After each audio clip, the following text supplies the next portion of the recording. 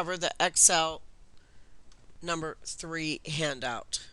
Beginning on page 1, it would like us to first open our document that we finished with when we did our Excel handout number 2. The file name is Excel handout number 2 pricing model. And the first thing it wants us to do is go to the brick worksheet. So click down here on the tab named brick. And they want you to scroll down and kind of check and make sure you have the same numbers.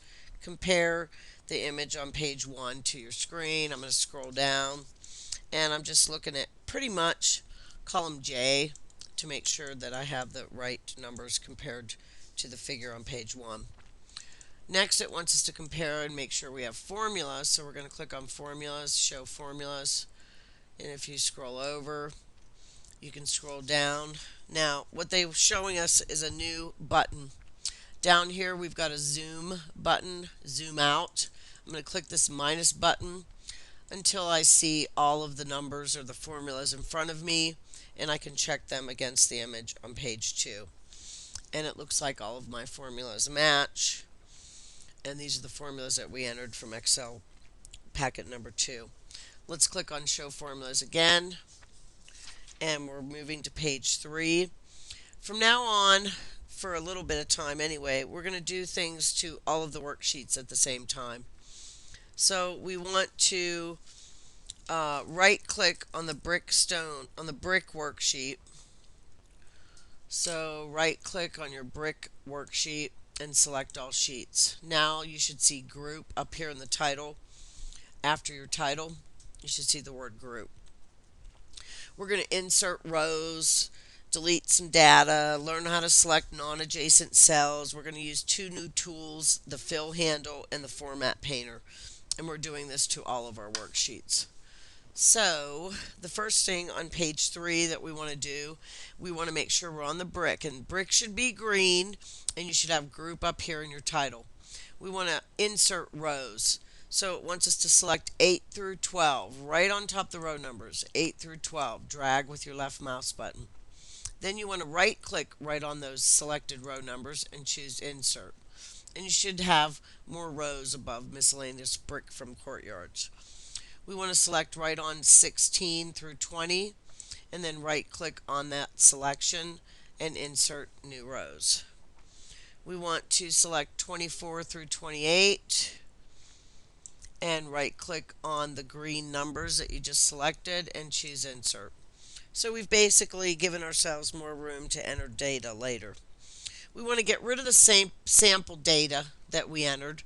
So it wants us to do, we're going to select non-adjacent cells. So we're going to select a range A7 through G7. Hold down Control on your keyboard, leave it held down, click in I7, and we're going to release the Control button and hit delete. So notice we left our formulas, they went to 0 because we just got rid of the data, and so A7 and J7 should be 0 now. And we are moving to page 4. We want to copy this formula from H7 down through H32.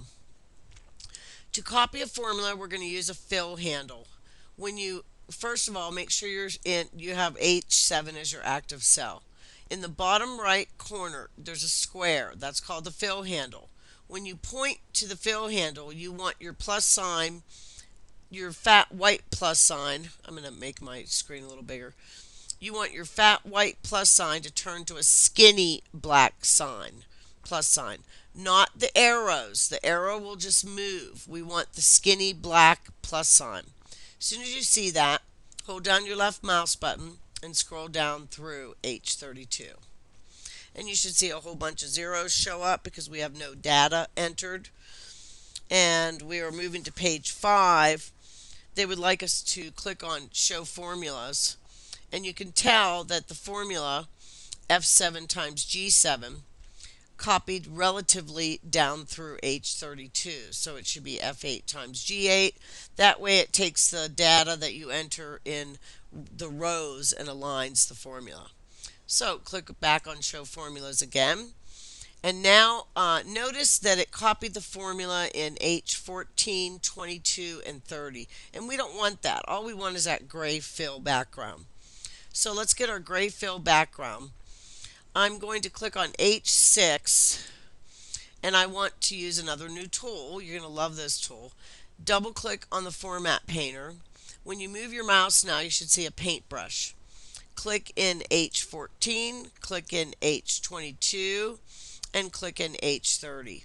Hit escape. That gets rid of your paintbrush. Now we've got our formatting back in those cells. We want to get rid of the formula though that's entered in those cells. So we want to click on H14, hold down your control button on your keyboard, leave it held down, click H22 and then click H30. You can release your control button and then hit delete. So now those are looking good. We've separated and made our title rows just formatted gray. So let's see, that was the end of page 5. So, and then the beginning of page 6, we've already done that. Now, basically, we want to go do the same things to the same thing that we just did to column H, we want to do to J. So we're going to click in J7, use that fill handle, skinny black plus sign, just drag your mouse down, and you have a bunch of zeros. We are going to click on J14, hold down the control button on your keyboard, click J22, and then click J30. And we want to, we wanted that gray formatting.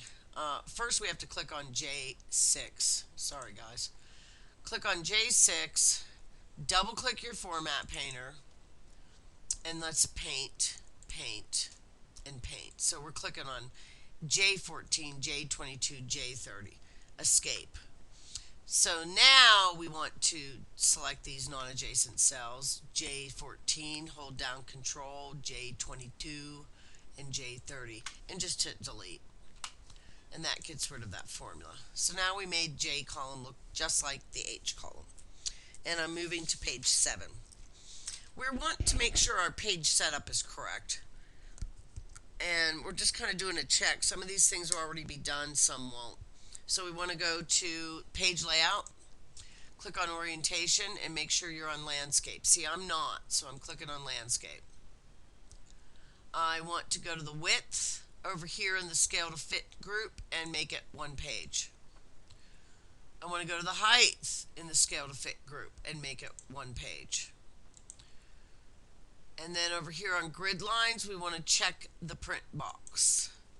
So now we've done a little bit of setup, and we can do a print preview to check ourselves. So we're going to go to File, Print. That gives you your print preview, and you should see the column zeros, and looks good. The only reason, there's one other thing. If we check the print on the headings and do the print preview, that's the only difference that you're going to see on the page. Now it looks like my page on page 7. And you can compare your screen to this. So we want to move on, and we want to ungroup the sheets. Notice they're still grouped. They should be. We're going to right click on brick and ungroup the sheets.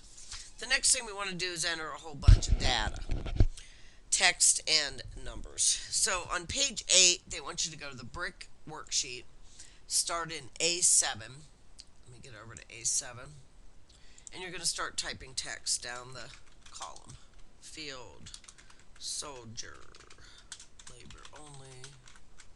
So I'm just hitting enter and typing.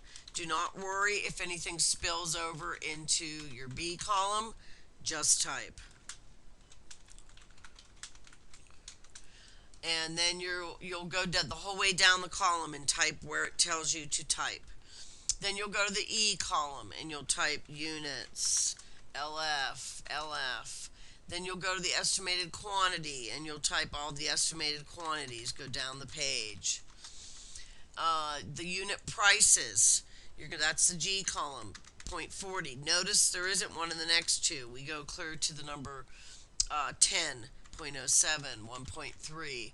Then you'll go over to unit labor prices, and the first one's got labor, the second one, and then these ones don't, so I have to go clear down to 15 and type. So you're going to type exactly what's on the table. For the sake of time on this video, I'm going to scroll down and show you one other thing, and then I'm going to open this up already typed. When I go to I and I type, well, 37 is just 0, but when I go to I 38 and I type .037, you may not see that .37 show up. It depends on what kind of decimals you have on your worksheet. So yours may look like this. I typed .037, but I'm still showing a 0. And that's okay. We'll fix that later. I just wanted to make you aware of that. If I go down to tax, let me fix this in case yours is like this. So if I go to tax and I type .08, if yours may look like this, even though you typed .08, it still may look like that. When you go to overhead and type .17, you may not see anything if you have less decimals. So I just wanted to warn you of that. I'm going to open a different spreadsheet. Well, it's the same spreadsheet, but it has all the entries in it. So you went to the brick worksheet and you typed everything in the A column, and you typed everything in the E and the F and the G and the I column. And make sure you get this I3. For some reason, I forgot that a lot when I did this. You went to page 9 and you went to the CMU column and you entered everything. Now, the CMU column has a couple things that are weird, only because it only has 3 gray area rows. So there's 2 items, H22 and J22 should just be the formula with no gray area. So to copy the formula down, we want to click in H21, use our fill handle, and copy the formula. And then notice it got rid of our formatting, so we don't even have to clear it. The instructions actually tell you to clear it, but we're going to go to J21 and copy, use the fill handle. And it now gave us the F22 times I22 and H22 times G20, or F22 times G22. So now that one looks better. That's all we had to do to fix the CMU worksheet. Next, we went to the stucco worksheet and you typed all of the information from the table on page 10. Same thing for the cast stone. We didn't do anything in EFIS or stone, by the way. Go to cast stone and enter everything from the table on page 11 in cast stone. And moving to page 12. Page 12 has us doing formatting text and numbers to all the worksheets. So you want to click on the brick worksheet, right click on the brick worksheet, and select all sheets. Now we're grouped and we're on the brick worksheet. We want to wrap text. It looks like mine may be done on this one, but notice like in A16 how my text is wrapped instead of spilling over to B.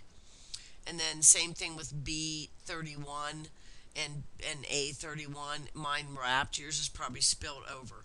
So to fix yours, we're going to go to A7, over to B, down to B36, and you want to click on wrap text. And there you go. So yours should be wrapped now. So that fixed that. The B, it looks like you may not have to fix your B column, but if you can't see B, like yours may be like this. And if yours is like that, it's just not wide enough to fit manufacturer and vendor, double click on the line between B and C. And that auto fits that column. Now we're going to fix some numbering. The numbers that we've entered in G7 through J36. So let's select G7 through J36. Scroll the whole way to 36. These numbers should be, there's actually 2. So we're going to select G7 through J36. Hold down your control key, and scroll down a little bit and select J37 through J53. So J37 through J53. So we have two, you can let go of control. We have two ranges selected, and we want to make these ranges 2 decimal points separating our thousands. They should look like money without the dollar sign. So we don't want to click on the dollar sign. We're going to click on this comma. It's called comma style. Click on it, and all of those numbers should have changed to 2 decimals separating the thousands. So that's the end of page 12. Page 13, we want to fix up our percents. So we're going to select two ranges again. I, 37 and 38. Hold down control. We're actually going to do three ranges.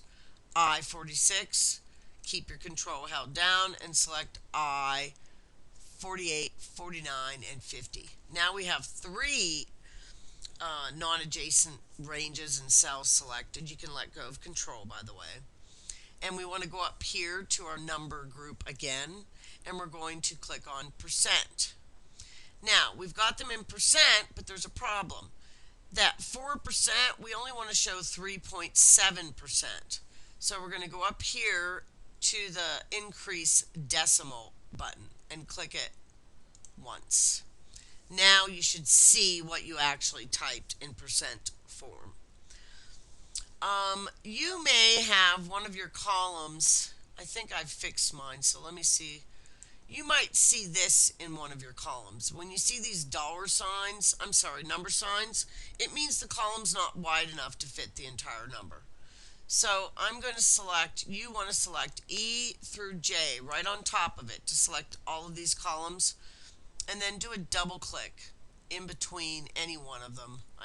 Let's go between the F and G, double click. Now your column should be wide enough to display the entire number. And then extension should also, I think yours says extensions. You want to make sure that that fits. And I'm going to double click. There we go. So that's what you should see. And that was the end of page 13. The fun part. Okay, we're going to ungroup. We don't really have to ungroup because on page 14 we're going to make a new sheet. So you want to click on the plus sign, type, double click in sheet 1 and type total. And then click anywhere or hit enter so it accepts the name total. We want this total sheet to be the last sheet. So point to the word total, hold down your left mouse button and drag it and let go right after cast stone. This total sheet is going to show us the totals from each worksheet all in one sheet. It's linking certain cells to the total sheet. So we're going to start in, on page 14, you want to start in A2, and you're going to type titles, or headings. So let's go down the row.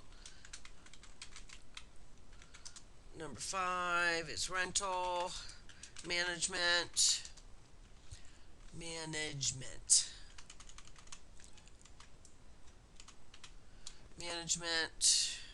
tax, subtotal, overhead, contingency, and per square foot.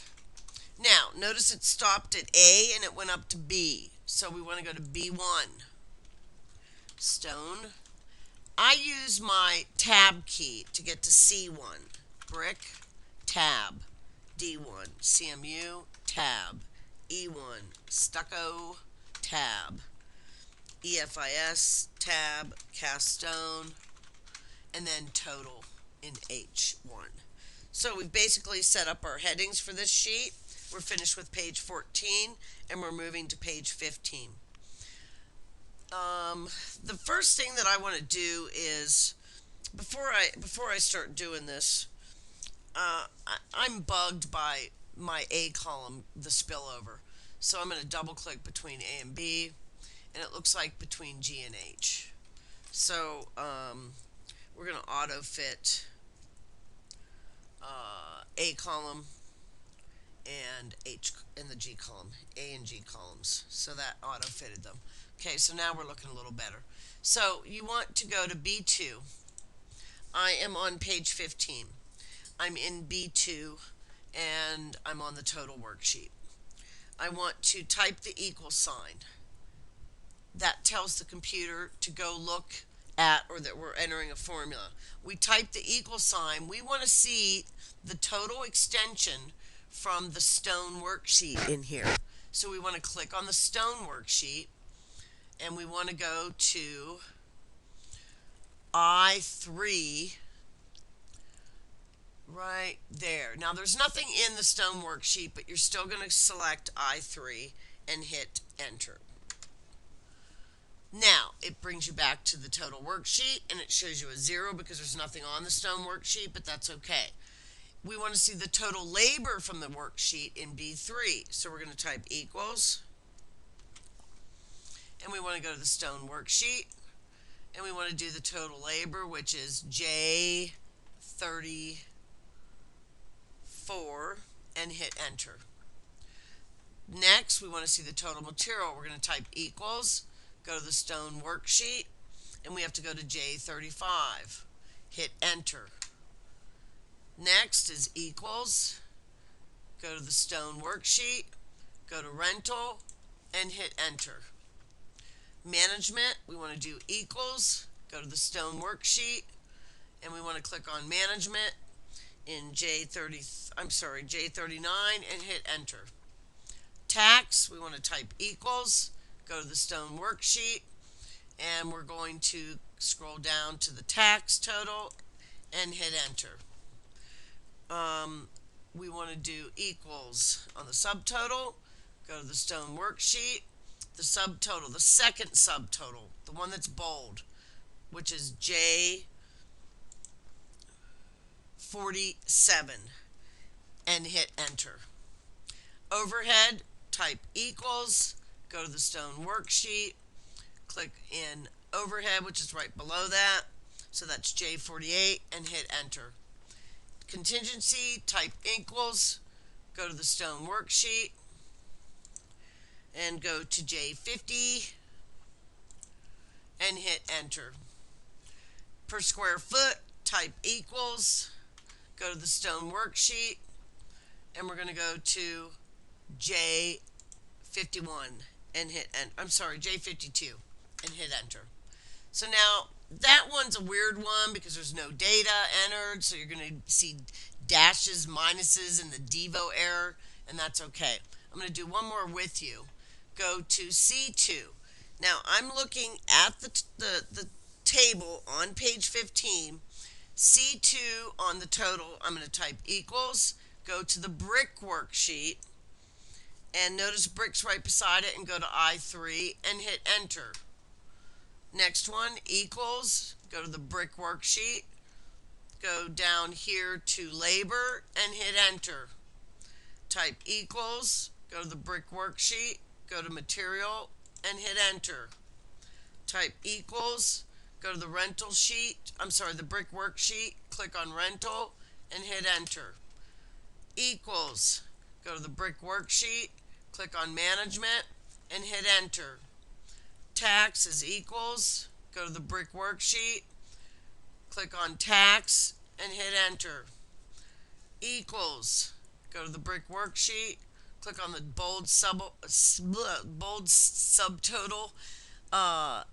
total, which is 47, and hit enter. Equals, go to the brick worksheet, click on the overhead total and hit enter. Equals, go to the brick worksheet, click on contingency and hit enter. And per square foot, you want to go to equals, go to the brick worksheet and click right below there the square foot. And now those numbers come right over there from each worksheet. You have to do that for each column. You'll go to D column, type equals, and go to the CMU sheet and go to I3. Type equals, go to the CMU sheet, and this one they want labor. type equals, go to the CMU sheet and do material equals, go to the CMU sheet, click on rental and hit enter. So in the end, I'm going to stop this again for the timed event, and I'm going to open, while you guys are typing, I'm going to scroll down to my finished worksheet so that we can be done.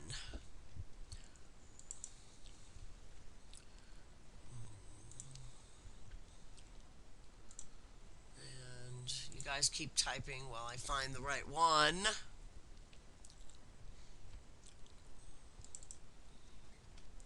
Okay, so now I have found my worksheet that I've already done all these. And when you're finished entering everything in the table on page 15, this is what your total worksheet should look like. So that there's a couple things they want us to do. We have to do basically. I'm gonna erase this column. We've done everything and carried it over. Just to show you right now, if you go to formulas, show formulas, you should see this on your screen. And it shows that you're telling the computer on each one of these equals, go look at the stone worksheet and give me whatever's in I3. This one says equals, hey, go look at the brick worksheet and give me what's in I3. Down here, go look at the brick worksheet and give me whatever's in J34 from the brick worksheet, and so on. So this is what your formula should look like. I'm going to click on show formulas to get rid of it again. On the total column, we want to first do a sum function in H2. We want the sum of everything, all of the extensions through each worksheet. So we go to the home tab, click on auto sum. It's asking us with that moving marquee, do you want to sum these numbers? And we do, so we hit enter. Then we want to copy that formula, fill it down through H10. So we're going to point to the fill handle, hold down the left button, and drag downward through H10. And now we have copied the sum function the whole way down, so it sums all the worksheets. So in H11, we're going to enter a formula, and we have to type equals. That tells the computer it's a formula. And we want to do H10, so let's click on H10. Divided by is the / button. It's right above the 8 on your number keypad, or it is beside the shift key, but I usually use my number keypad. It's for the / and it means divide. And then we want to click on H2. So we want to divide the contingency amount by the extension amount, and you hit enter, and you should see an answer for that, and that is the end of page 15. Again, the next thing they want you to do is to go look at the formulas. So I'm going to show my formulas, and I can see that I did my sum functions and the formula at the end. Click on that again to see the handout. Again, they're making us do the page layout group. Make sure you're on landscape. If you're not, click it. Make sure that your print box is checked for grid lines. If not, check it. Make sure that, I think we should do 1 page width, 1 page height. Mine's already done. And if we go to File, Print, Preview, it should look like this. Check your screen about the image. Thank you. That is the end of Handout 3.